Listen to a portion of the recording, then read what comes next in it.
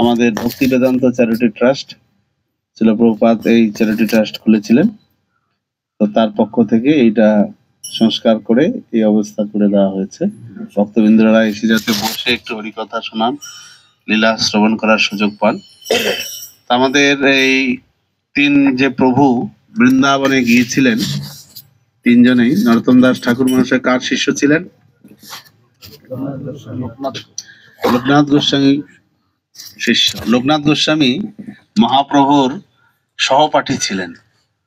মহাপ্রভু যখন বিদ্যা চর্চা করছিলেন, নবদ্বীপে বিদ্যা রস আস্বাদন করছিলেন, সেই সময় উনিও একই সঙ্গে পড়াশোনা করেছিলেন। তারপরে বিদ্যা সম্পন্ন করার পর লোকনাথ গোস্বামী বাংলাদেশে চলে যান। সেখান থেকে পরবর্তীতে উনি খবর পান যে মহাপ্রভু নিমাই গৌরাঙ্গ মহাপ্রভু উনি সংকীর্তন আন্দোলন শুরু করেছেন। এবার উনি কি করেছিলেন, সেখান থেকে গৃহস্থাশ্রমে প্রবেশ করেছিলেন কি লোকনাথ গোস্বামী? গৃহস্থাশ্রমে প্রবেশ করেছিলেন না। তো যাই হোক, সেখান থেকে উনি যখন খবর পেলেন যে এখানে মহাপ্রভু সংকীর্তন আন্দোলন শুরু করেছেন, তা খবর পেয়ে উনি সংসার ত্যাগ করে নবদ্বীপে চলে এলেন যে মহাপ্রভুর সঙ্গে থাকবেন। তো মহাপ্রভু আর এইদিকে আরেকজন ভক্ত ছিলেন ভূগর্ভ গোসাই, বয়সে খুব কম, ছোট, মহাপ্রভুর সঙ্গেই ছিলেন।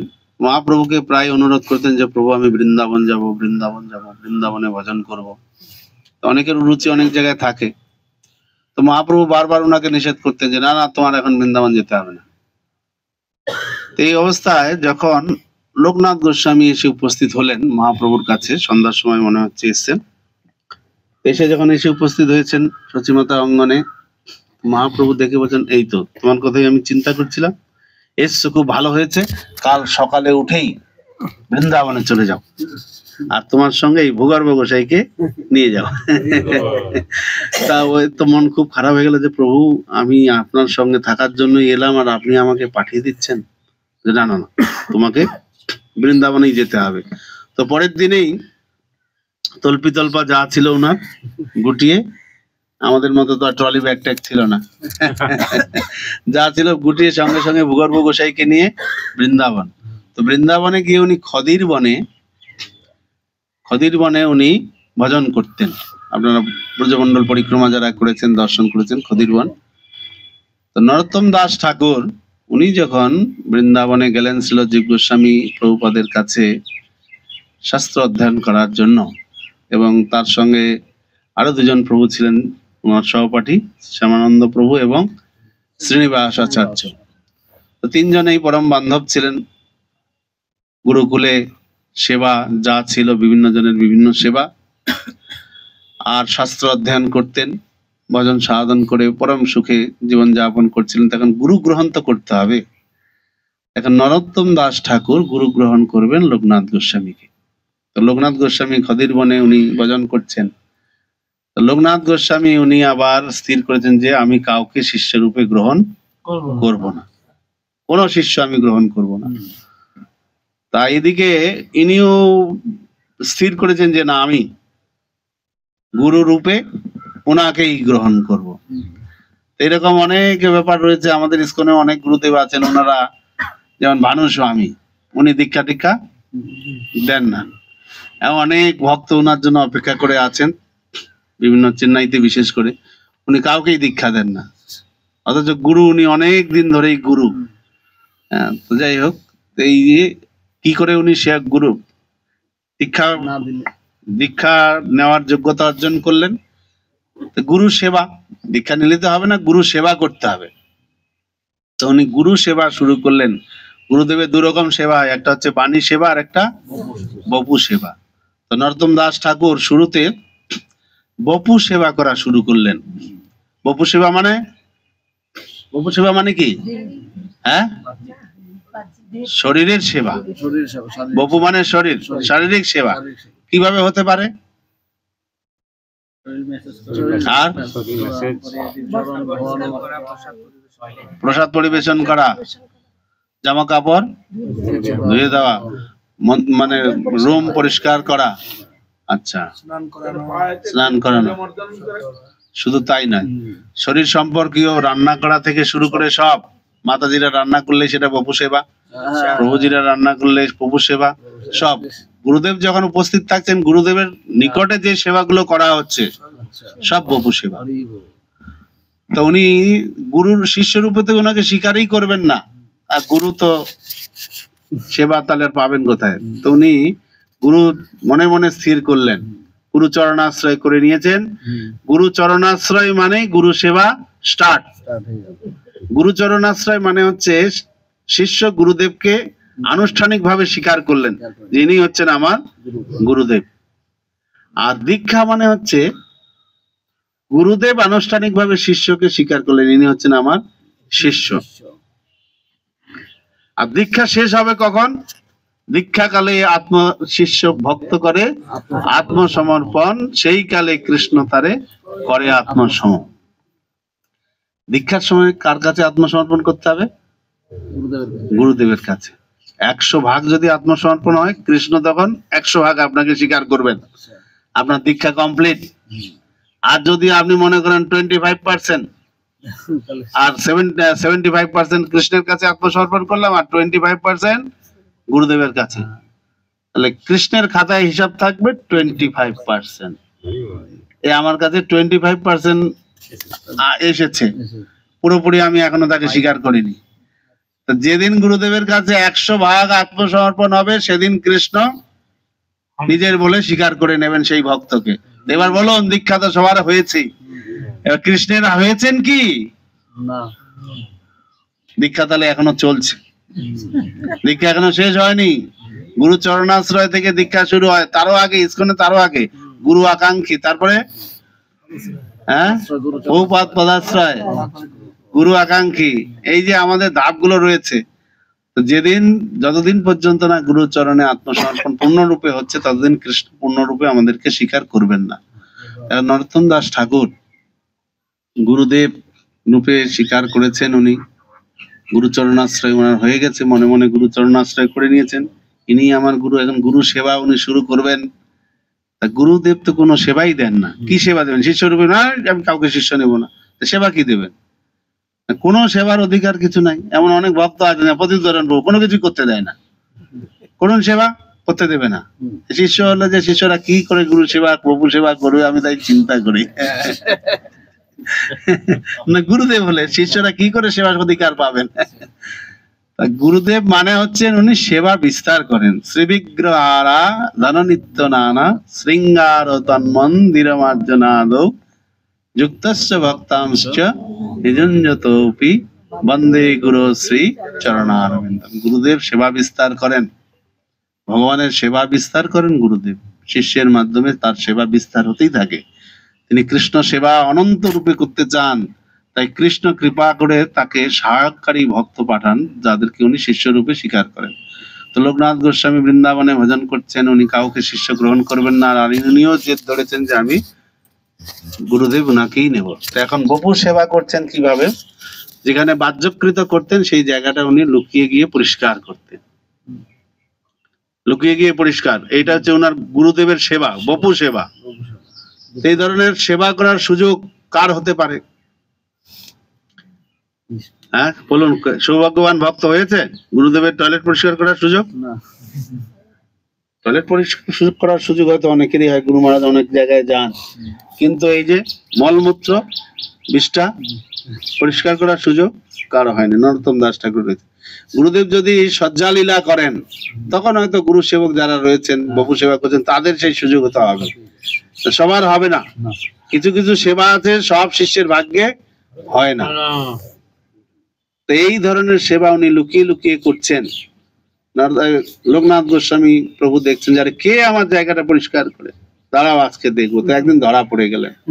তো সেই থেকে তখন প্রথমে তো 2-3 বার উনি গিয়েছিলেন ওনার কাছে দীক্ষা নেবেন বলে, উনি নিষেধ করেছেন। তারপরে উনি সন্তুষ্ট হয়ে প্রসন্ন হয়ে ওনাকে দীক্ষা দিয়ে ওখানেই রাখলেন। তো এক সময় ওনারা বসে ভজন করছিলেন, কদির বনে ভজন করছিলেন, দুইজনেই গুরু শিষ্য বসে ভজন করছিলেন, জপ করছিলেন।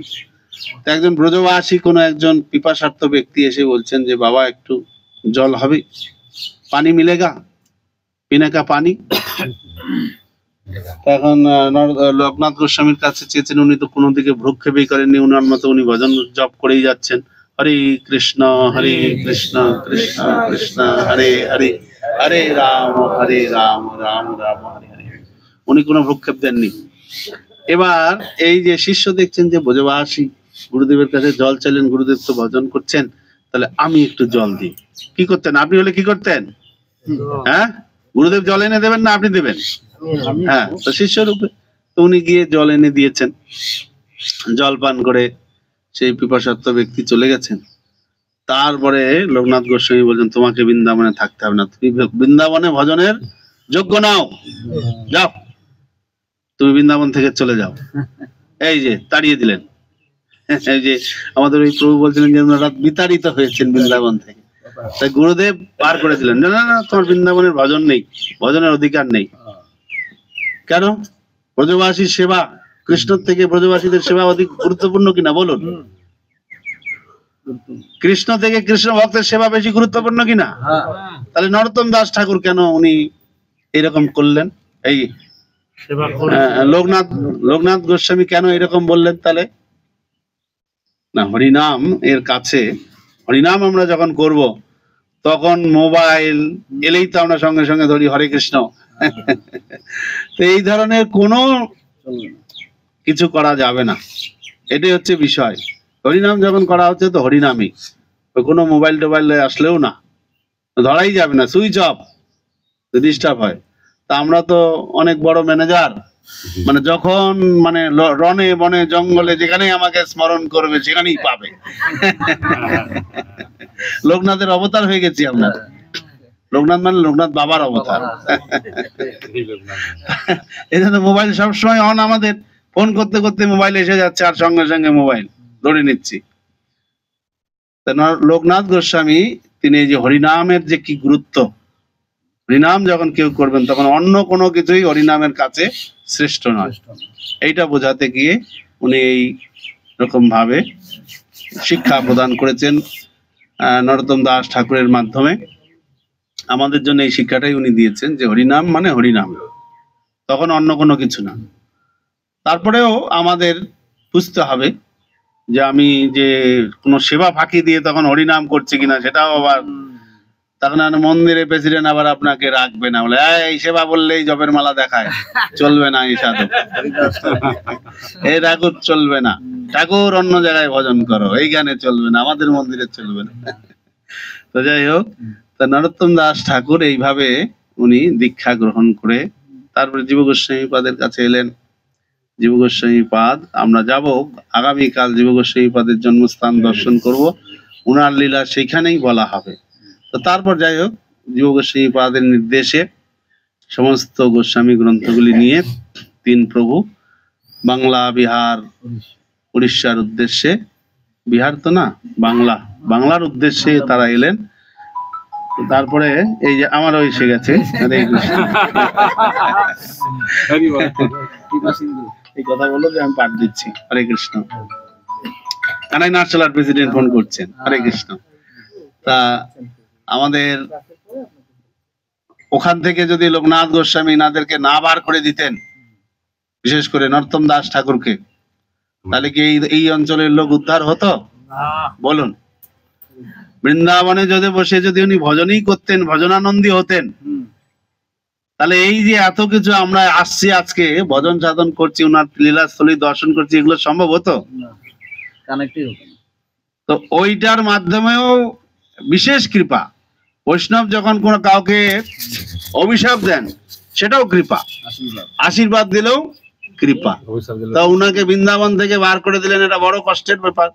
বৃন্দাবনে ভজন করতে গিয়েছেন, সেখান থেকে বার করে দিয়েছেন। আমাদের গুরু মহারাজ বৃন্দাবনে ভজন করুক, তার শিষ্যরা উনি চান না। তা আমাদের মনে কষ্ট হতে পারে, আরে বাবা, গুরু মহারাজ কি আমাদের বৃন্দাবন আমাদের জীবনের আরাধ্য স্থান, সেখানেই ভজন করতে দিতে চান না, তাহলে কি করব, আমাদের কি গতি হবে? উনি বারবার বলছেন মায়াপুরেই হচ্ছে বৃন্দাবন, এই বৃন্দাবন সেই এই নদিয়া, সেই বৃন্দাবন এই নদিয়া। এবার আমি একটা মনে মনে এই রাধাষ্টমীর সময় মায়াপুরে ছিলাম, তার মনে মনে চিন্তা করছিলাম যে বৃন্দাবনে কিছুদিন গুরু মহারাজ যতদিন আছেন ততদিন মায়াপুর, আর গুরু মহারাজ যখন অপ্রকট লীলা করবেন তখন বৃন্দাবন, এটা মনে মনে স্থির করে রেখেছি। আর গুরু মহারাজ ওই রাধাষ্টমীর পাঠ দিতে উপরে উঠেছেন, রাধাষ্টমীর আগের দিন ওই যখন ইয়ে হচ্ছে কি বলে অধিবাস, উঠেছেন আর সামনে গিয়ে বসেছি, তো পাঠ দিচ্ছেন দিচ্ছেন দিচ্ছেন, তো হঠাৎ আমার দিকে চোখে চোখ পড়েছে আর বলছেন এই নবদ্বীপেই হচ্ছে বৃন্দাবন। আমি তো চোখ নামিয়ে নিয়েছি, নবদ্বীপেই বৃন্দাবন। তখন চিন্তা করলাম যে দেখ বৃন্দাবন ক্যান্সেল, এই নবদ্বীপেই বৃন্দাবন। তো দেখুন, তা আমাদের গুরুদেবগণ যেখানেই যাকে ভজন করতে বলছেন, প্রভু দত্ত দেশ, এটাই হচ্ছে ভজনের রহস্য। শিল প্রভুপাদ কত বছর, 40-42 বছর ভারতবর্ষের চেষ্টা করেছেন, একটা মন্দির বানানো দূরের কথা, একটা ভক্ত বানাতে পারেন। প্রচারে ওনার কোনো অবহেলা ছিল না, কিন্তু যেই পাশ্চাত্যে গেলেন 1 বছরের মধ্যেই ইসকন সারা বিশ্বে ছড়িয়ে দিলেন। তো প্রভু দত্ত দেশ, এই কথাটা খুব গুরুত্বপূর্ণ। গুরুদেব যেইখানে যাকে পাঠাচ্ছেন সেইখানে যদি সুন্দরবনের একদম গভীর জঙ্গলও হয় সেইখানেই পড়ে থাকুন গুরুদেবের আদেশ নিয়ে, সেখানেই সিদ্ধি হবে। আপনার মান যশ প্রতিষ্ঠা, আপনাকে বলতে হবে না আমাকে সাবস্ক্রাইব করুন, লাইক করুন, বেল আইকনটি টিপে দিন, কিছুই বলতে হবে। ওইখান থেকেই আপনার সব হবে। আমি শুনেছি শ্রী শ্রীমৎ এই ভক্তি বিনয় স্বামী মহারাজ, উনাকে গুরু মহারাজ নাকি 5-6 কিলো চাল দিয়ে পাঠিয়েছিলেন ঠাকুরগা, যাই যাও তোমাকে দিলাম, তুমি ওইখানে যাও। তো ওইখান থেকে উনি একেবারে এখন ইসকনের সন্ন্যাসী। তো মান যশের অভাব আছে উনার, বলুন সিদ্ধি হয়েছে কিনা? গুরুদেব উনাকে বিগ্রহ দিয়েছেন, মন্দির দিয়েছেন, কত প্রচার উনার দ্বারা, কত ভক্ত হয়েছেন। যদি উনাকে ওখানে না পাঠাতেন তাহলে উনি হয়তো বিভিন্ন জায়গায় কোনো একটা প্রচার টচার করতেন আরো, কিন্তু এত লোকের যে উদ্ধার হলো, এই যে গুরু দত্ত দেশ বা প্রভু দত্ত দেশ, এটাই হচ্ছে গুরুত্বপূর্ণ কথা। তো এক সময় আরো অনেক লীলা আছে। তাই নরোত্তম দাস ঠাকুর কে লোকনাথ গোস্বামী তিনি বৃন্দাবন থেকে বার করে দিলেন জন্যই এত অঞ্চলের মানুষ ওনার কৃপা প্রাপ্ত হয়েছে। প্রসাদম রেডি।